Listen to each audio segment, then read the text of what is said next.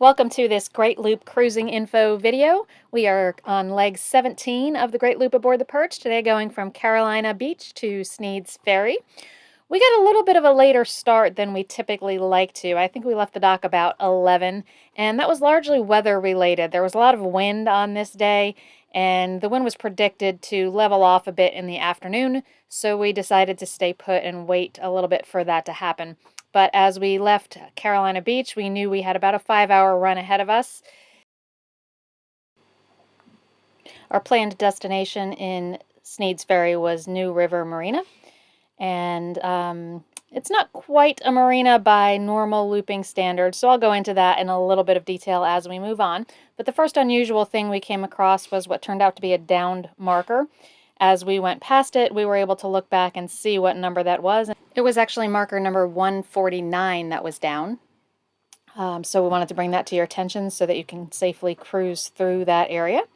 And as we progressed, the first bridge we came to was the Wrightsville Bridge, which you just saw pass there. That one is 22 feet, so we did not need that to open. And then the next one is the Figure 8 Island Bridge, which you see here. This was another one we didn't need opened, although it looks pretty close when you watch the video. Closed, that bridge is 20 feet, and we need about 18, a little less than 18, so made it through that with 2 feet to spare without needing to request an opening there. But it was extremely windy as we progressed. The wind wasn't dying down as we were expecting and hoping. Beautiful North Carolina beach towns as we progressed through them. This one is Topsail Island, and we were at this point, getting a little bit fidgety about the fact that we were going to have to dock with conditions that were less than ideal. So we were looking at the weather, looking at the direction of the wind, and starting to prepare ourselves for that. We did know that the wind would be pushing us against the dock, which was going to be helpful, but we certainly wanted to prevent a kind of a too strong of a landing there on the dock.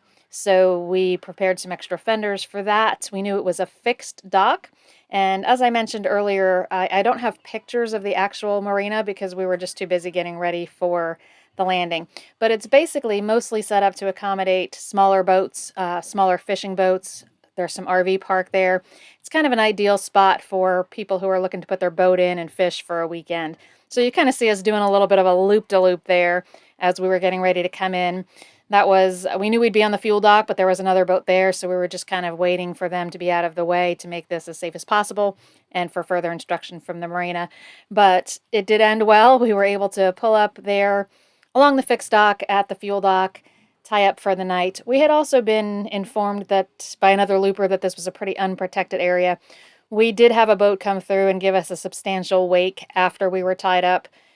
This is not one of those questionable, should we have had things tied down better? We were docked. There was actually a small amount of damage to the boat from this wake, so not a recommended stop. We chose it because we preferred it over an anchorage in windier conditions. Would we do it again? Probably would make the same call. The unfortunate waking is just something that can't be controlled and could have happened anywhere.